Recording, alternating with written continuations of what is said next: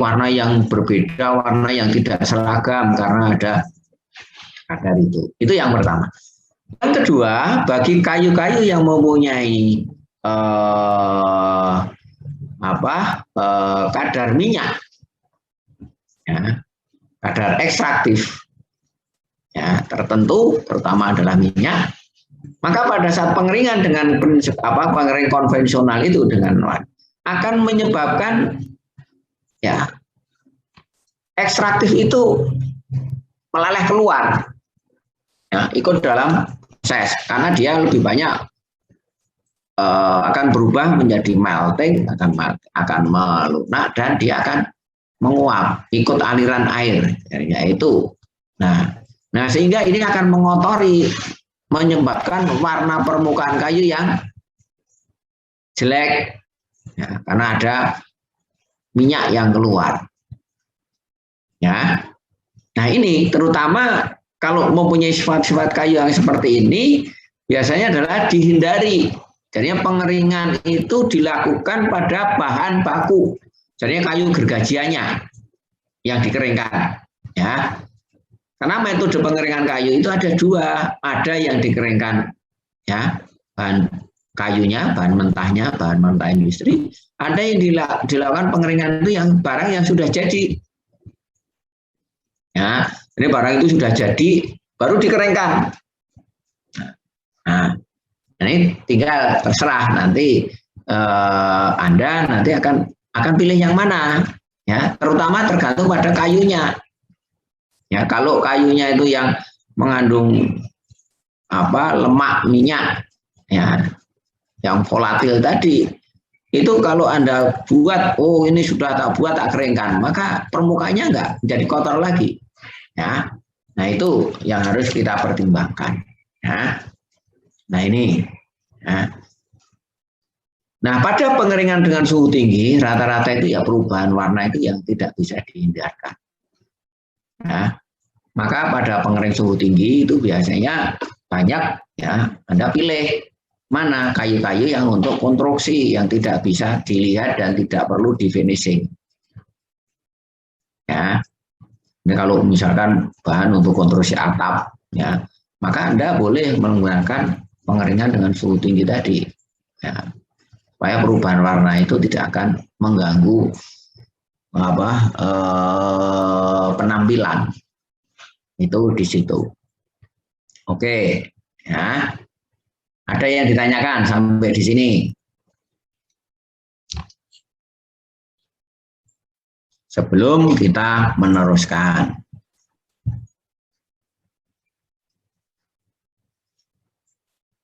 Nggak ada? Sakeus?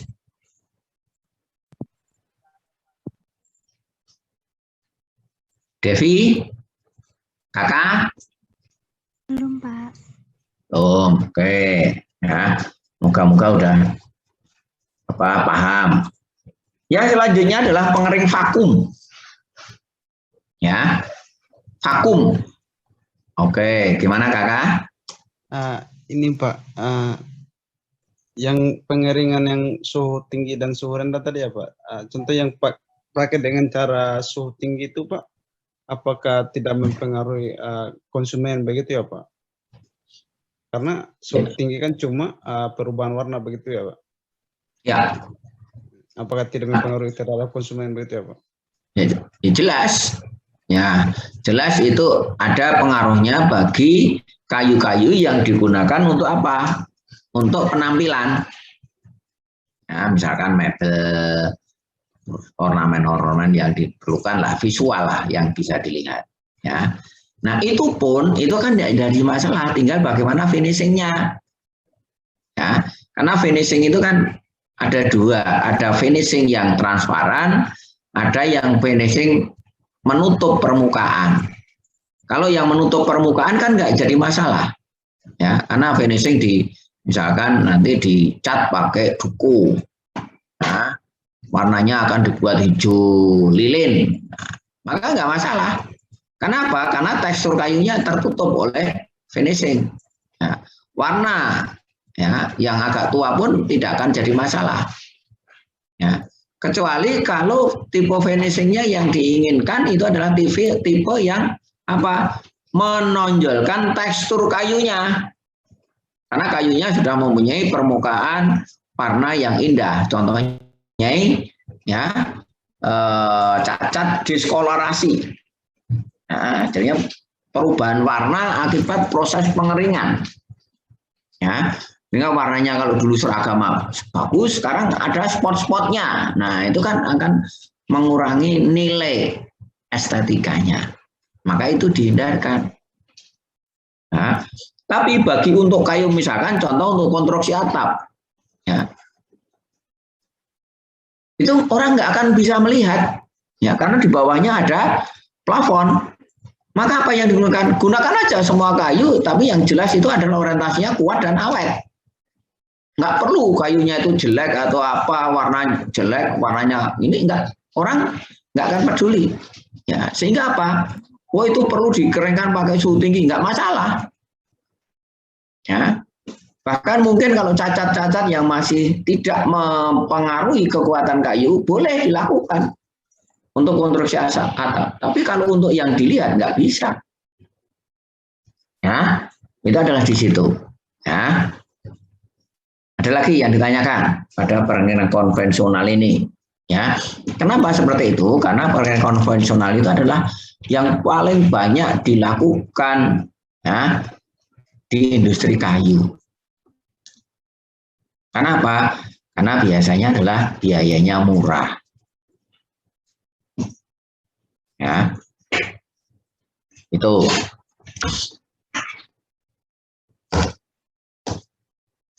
Ada lagi?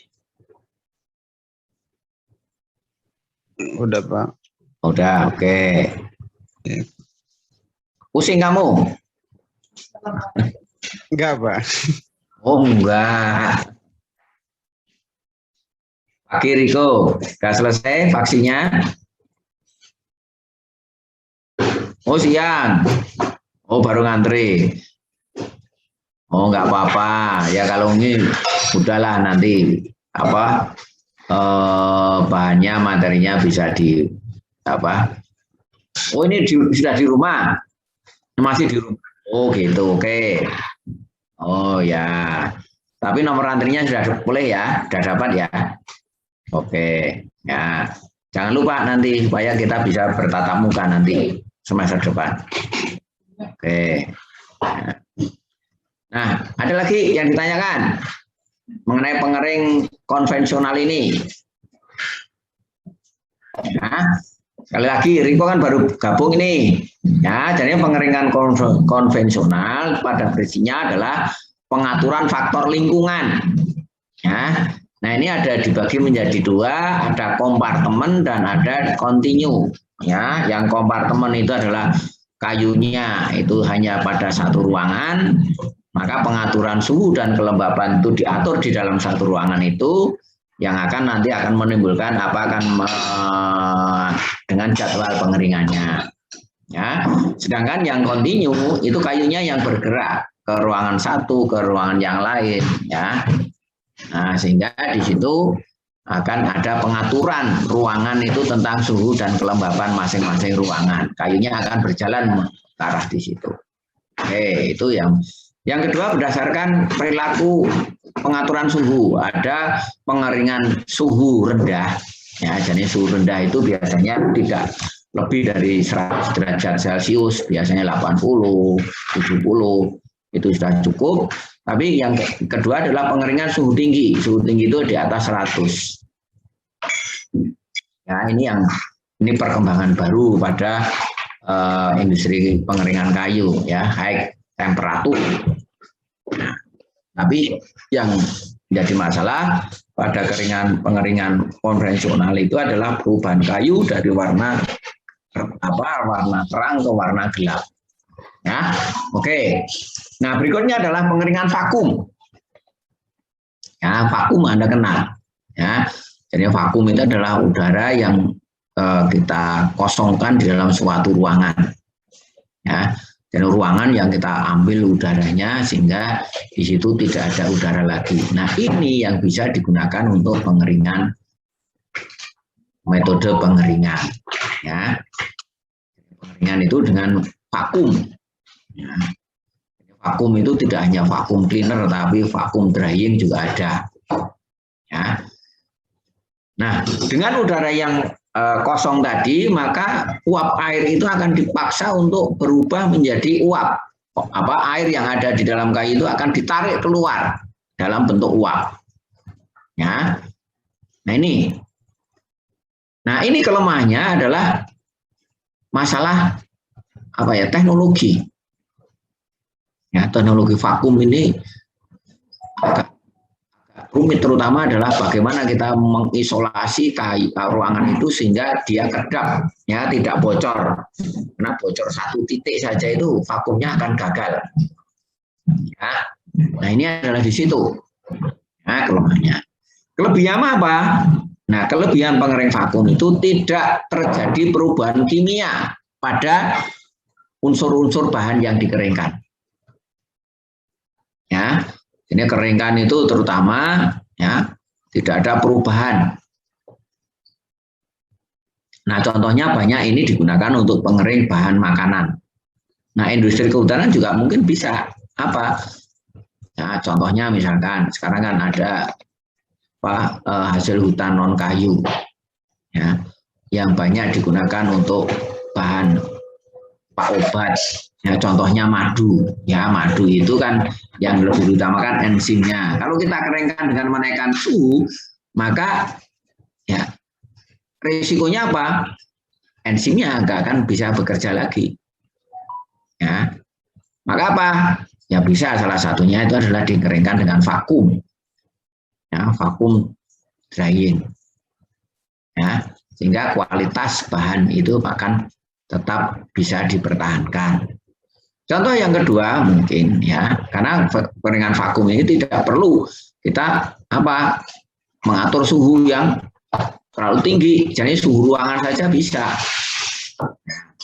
Itu adalah di situ pengeringan vakum. Ya, contohnya adalah sayur, ya,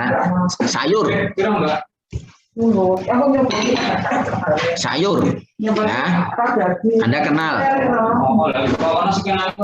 Misalkan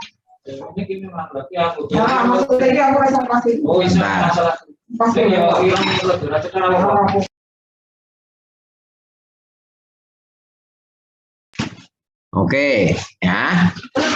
Contohnya sayur, Anda kenal, misalkan di mie instan. Ya, mie instan kan ada sayurnya, ada wortelnya, ada sayur hijaunya. Nah, dia tetap warnanya tetap merah, ya bagus. Ya, kalau sayur hijau tetap bagus kan gitu. Nah, ini kalau dikeringkan dengan suhu nggak mungkin, warnanya dia akan berubah menjadi warna coklat. Ya, kan susah. Maka apa? Bisa digunakan dengan pengering vakum ini, ya. Dan nilai gizinya tidak berubah. Tapi kalau dengan pengeringan tinggi itu mungkin, ya. Kecuali mungkin teknik itu, ya, misalkan cabai itu yang lebih diutamakan rasa pedasnya, ya nggak apa-apa kalau dengan pengeringan suhu tinggi. Tetapi ya Anda juga lihat cabai itu bukan hanya pedasnya saja, tapi warna merahnya dipertahankan. Bisa saja Anda lihat di mie instan itu, ya cabai di mie instan bubuk serbuknya itu tetap warnanya merah. Ya, maka ini salah satunya bisa dengan pengeringan vakum. Ya, nah pengeringan vakum ini karena terlalu rumit di dalam dan mahal ya pabrikasinya. Maka ini bisa juga diperuntukkan untuk pengeringan kehutanan, tapi bukan untuk kayu, tapi untuk apa? Hasil hutan yang lainnya. Oke, itu ya prinsipnya adalah di situ. Yang kedua adalah pengering beku. Ini sebenarnya hampir sama. Ya, prinsip berubah, uap air yang ada di dalam ruang pengering itu menjadi padat, ya, menjadi es. Ya, sehingga tekanan uap ya itu masih dapat dijaga. Ya, ini juga sama dengan pengering beku tadi, pengering vakum. Ya, bahannya akan menjadi sama. Ya, nah contohnya misalkan ya, Anda perhatikan ya di ruang ya, Anda punya kulkas ya, kulkas itu kan ya Anda simpan sayur di luar itu. Kalau Anda simpan itu enggak akan, tapi jadi juga akan menjadi kering. Ya, karena apa? Karena di dalam kulkas itu kelembabannya rendah. Ya, jadi itu. Ya, ini pengering beku itu juga bisa fresh dryer. Ya, ini bisa dilakukan. Ya, jadinya itu. Nah, yang terakhir itu adalah pengering dengan frekuensi, jadinya radiasi. Ya, ini hampir mirip seperti oven. Ya, jadi oven itu kan sama untuk memasak itu dia tidak pakai tapi dengan frekuensi. Ya, sehingga frekuensi itu akan menimbulkan panas. Nah, contohnya ini adalah banyak dilakukan untuk apa? Kayu-kayu daun jarum supaya tidak terjadi apa? Penyumbatan noktah atau noktah teraspirasi. Ya. Yang kedua adalah kayu-kayu yang mempunyai ketebalan tinggi. Ya, kayu yang tebal. Kenapa? Karena kayu itu semakin dia kering, maka dia mempunyai sifat rambat panas yang rendah. Ya, jadi dia mempunyai sifat isolasi. Nah, sehingga kalau Anda punya kayu yang tebal, Anda keringkan ya dengan suhu tinggi, mungkin di dalam permukaan kayu itu suhunya sudah sama dengan ruangan, tapi di dalam kayu itu masih belum. Ya, maka ini bisa dilakukan dengan apa? Supaya panasnya merata, itu dengan frekuensi. Ya, tapi ini juga sama, masih relatif teknologinya masih cukup mahal. Ya, maka seperti yang saya sampaikan tadi, apa yang dilakukan di kita, ya industri kayu itu rata-rata kita masih dominan dengan cara konvensional. Ya, jadi pengaturan pengeringan itu hanya pengaturan lingkungan, ya dengan apa? Dengan kenaikan temperatur.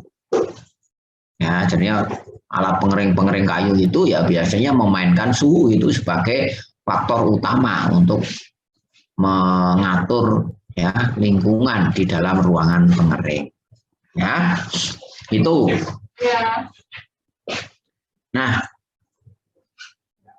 di dalam pengering tadi, ya, jadi pengatur, ya, pengeringan secara seluruhnya, di sana ada untuk apa? Menurunkan kadar air, ya, semaksimal mungkin. Seluruh permukaan kayu berhubungan ya dengan udara langsung, karena kayu akan ya semua permukaan kayu itu akan digunakan sebagai media untuk melepaskan air. Supaya apa? Supaya ya kondisinya itu merata. Ya, jadi kalau kita mau mengeringkan kayu, ya maka kayu itu mempunyai berapa permukaan? Ya, 1, 2, 3, 4, 5, 6. Ya, 6 permukaan. Ya, tebal, lebar, sama ujung. Ya. Nah, kalau kita melihat, maka kayu itu, air dari dalam kayu itu akan lepas yang paling mudah. Itu adalah lewat mana? Lewat kedua ujung. Ya, ini kedua ujung itu akan lebih mudah untuk air itu keluar. Baik itu berupa air bebas maupun air terikat. Baik itu bisa berupa cair maupun uap. Ya, uap itu akan mudah karena di situ ada semacam pipa-pipa itu yang bisa digunakan sebagai jalan keluar air. Ya, itu ada di situ. Tetapi dengan keluar yang kedua ujung itu akan mempunyai dampak. Ya, di ujungnya itu sudah mengering, tapi di dalamnya itu belum. Maka biasanya cacat, ya, jadinya apa ya, volume air yang keluar dari kedua ujung itu lebih besar. Jadi pengeringan itu akan mulai dari kedua ujung itu. Ya. Jadi lebih mengarah di situ. Maka biasanya itu dikendalikan keluar yang dari kedua ujung itu, dikurangi kecepatannya supaya merata. Dengan apa? Dengan diberikan penghambat, yaitu biasanya adalah berupa diolesi cat. Ya. Nah, supaya apa? Itu maksudnya untuk mengurangi penguapan dari kedua ujung tadi. Supaya apa? Cacatnya bisa dikurangi. Nah, yang kedua itu adalah supaya menjaga keempat permukaan tadi. Ya, kan kayu itu mempunyai kayu itu kan mempunyai 6 permukaan. 2 di ujung, ya, 2 di tebal dan 2 di lebar. Ya, 2 di ujung, ya, 2 di lebar dan 2 di tebal. Ya. Nah, supaya gradien pelepasannya itu seimbang, maka keempat permukaan di tebal dan lebar tadi itu harus dijaga supaya dia juga merupakan apa? Bidang penguapan. Maka biasanya dalam pengeringan kayu itu dijaga dengan apa? Dengan memberikan antara satu kayu dengan kayu yang lain. Ya. Jadi ya itu adalah itu. Maka diatur dengan cara penumpukan. Jadi ditumpuk supaya efisien dalam satu ruangan itu, supaya dia muat banyak, itu maka pengaturannya itu adalah diberi antara. Ya, antara satu kayu dengan kayu yang lain itu adalah diatur, ditumpuk. Supaya memberikan kesempatan semua permukaan itu akan merupakan bidang penguapan. Ya. Nah, itu akan menyebabkan mengurangi cacat yang terjadi selama proses pengeringan. Ya, jadinya itu adalah di situ. Itu yang pertama. Ya, jadinya diganjal. Yang kedua, ya, penumpukan itu harus disesuaikan dengan apa? Arah sirkulasi. Ya, jangan sampai akan terjadi apa? Ya, orang mengatakan itu udara itu tidak akan udara terhambat oleh ganjal tadi. Maka biasanya ganjal itu akan diatur sejajar dengan arah arah sirkulasi udara. Ya, contohnya misalkan ini gambar ya. Nah ini kan arah sirkulasi udara ke sini, masuk, dipaksa masuk kan gini, ya. Maka kita harus mengatur tadi antara satu dengan yang lain itu kan harus dikasih antara penyekat ganjal tadi, ya, supaya permukaannya tetap bisa dilalui oleh air. Nah, maka arah ganjal itu harus disesuaikan dengan arah sirkulasi ini, sejajar. Tidak boleh tegak lurus. Kalau tegak lurus, maka permukaan yang di balik ganjal itu tidak akan bisa terlewati oleh sirkulasi udara. Sehingga proses pengeringan akan tidak normal, dan ini akan menyebabkan ya, risiko kegagalan dalam pengeringan. Itu ya, ini adalah pengaturan, ya, bagaimana kita mengatur kayu yang kita keringkan. Ya, di situ. Ada yang ditanyakan? Sampai di sini. Nah, ini kaitannya dengan proses pengeringan tadi. Ya. Oke, tidak ada. Nah, ini contoh, ya, contoh gambar-gambar ini. Ya, oke. Ya. Oh, yang penumpukan. Oke. Ya, oke. Nih.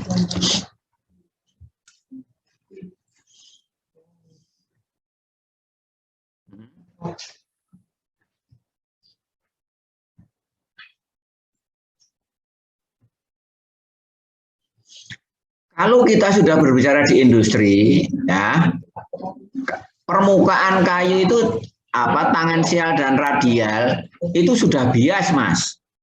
Ya. Contohnya misalkan, ya, sebentar, tak carikan yang lain, ya. Gambar yang lain, ada enggak? Sebentar ya. Ini tak stop dulu, tak carikan gambar. Enggak ya? Bentar, Mas. Carikan gambar yang lain.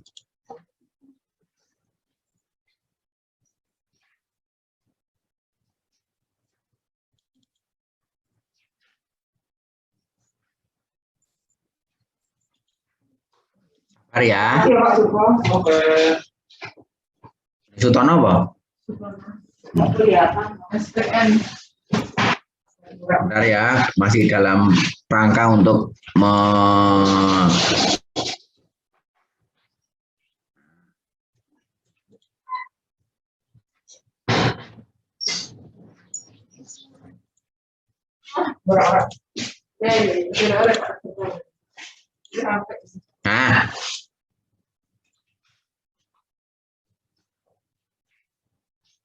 Nah, ini ya.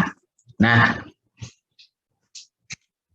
kalau kita melakukan pengeringan atau di industri penggergajian, itu kita tidak akan bisa secara maksimal untuk mendapatkan papan yang ideal.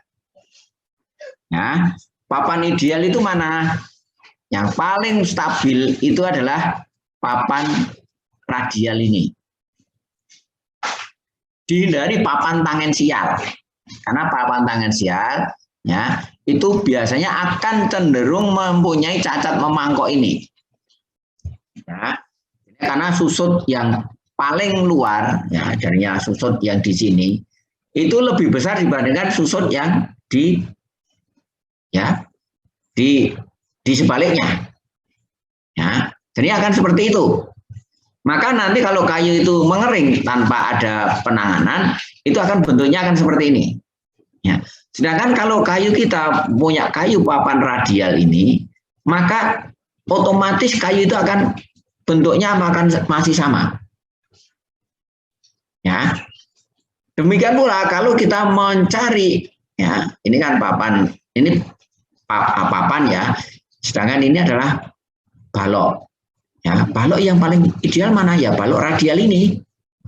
Nah, tapi kalau kita membuat balok di sini, nah, maka akan seperti ini. Setelah dikeringkan, nanti akan cacatnya seperti ini. Ya. Nah, dalam industri kayu itu nggak mungkin kayu itu hanya akan kita buat papan yang radial ini toh. Kita butuh papan misalkan. Ya, kita seperti ini. Kenapa? Satu, kelemahannya ini adalah nanti akan menurunkan rendemen kayu gergajian. Yang kedua, papan radial itu mempunyai ornamen yang paling jelek. Ya, karena kenampakannya itu hanya apa? Garis-garis dari yang dibentuk oleh apa?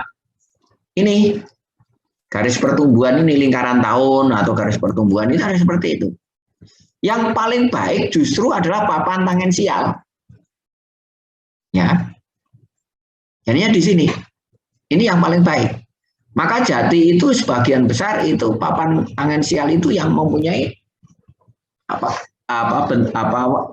ornamen yang paling baik. Ya, tapi risikonya seperti ini. Ya. Sehingga apa yang dilakukan? Kita nggak mungkin akan mendapatkan kayu dengan satu jenis papan yang sama, nggak bisa.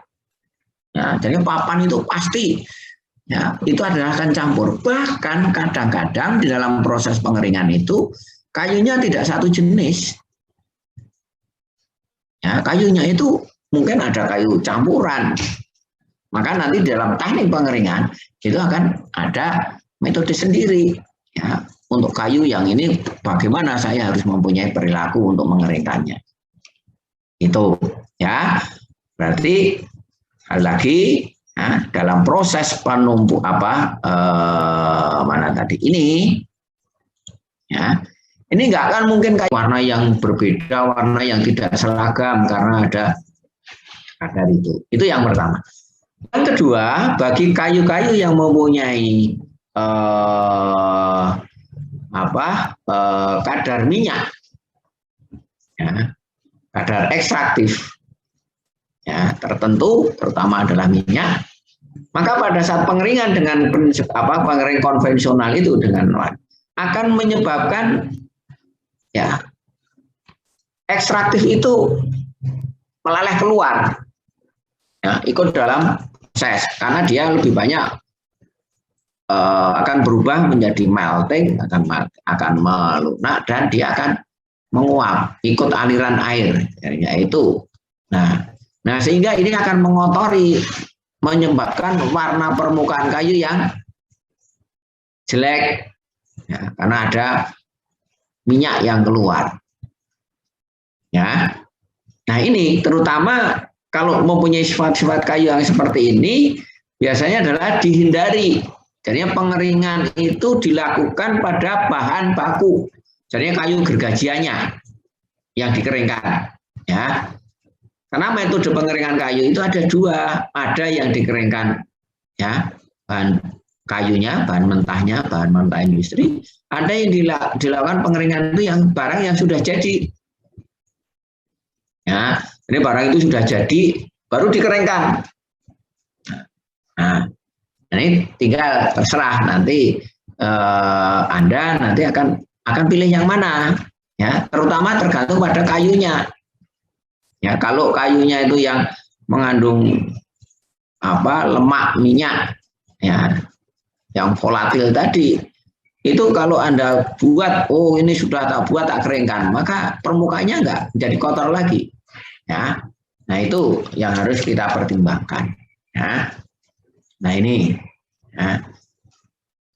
Nah pada pengeringan dengan suhu tinggi rata-rata itu ya perubahan warna itu yang tidak bisa dihindarkan, ya.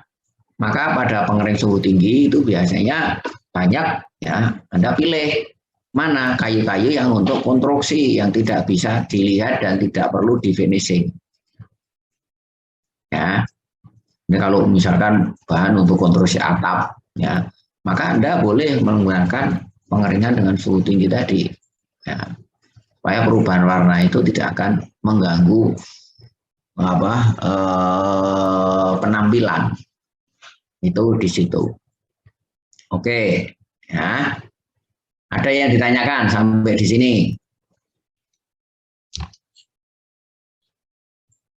Sebelum kita meneruskan.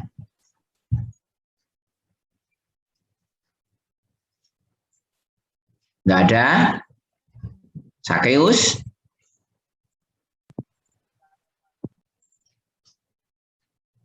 Devi? Kakak? Belum, Pak. Belum, oke. Ya, moga-moga udah paham. Yang selanjutnya adalah pengering vakum. Ya, vakum. Oke, gimana Kakak? Ini Pak, yang pengeringan yang suhu tinggi dan suhu rendah tadi ya Pak. Contoh yang pakai dengan cara suhu tinggi itu Pak, apakah tidak mempengaruhi konsumen begitu ya Pak? Karena suhu tinggi kan cuma perubahan warna begitu ya Pak? Ya. Apakah tidak mempengaruhi terhadap konsumen begitu ya Pak? Ya, jelas. Ya, jelas itu ada pengaruhnya bagi kayu-kayu yang digunakan untuk apa? Untuk penampilan. Ya, misalkan mebel, ornamen-ornamen yang diperlukan lah, visual lah yang bisa dilihat. Ya. Nah itu pun itu kan tidak jadi masalah, tinggal bagaimana finishingnya. Ya, karena finishing itu kan ada dua, ada finishing yang transparan, ada yang finishing menutup permukaan.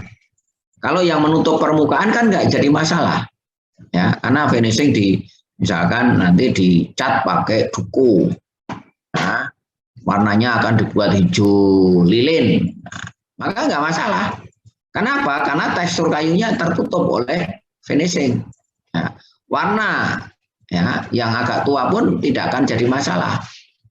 Ya, kecuali kalau tipe finishingnya yang diinginkan itu adalah tipe yang apa? Menonjolkan tekstur kayunya. Karena kayunya sudah mempunyai permukaan warna yang indah. Contohnya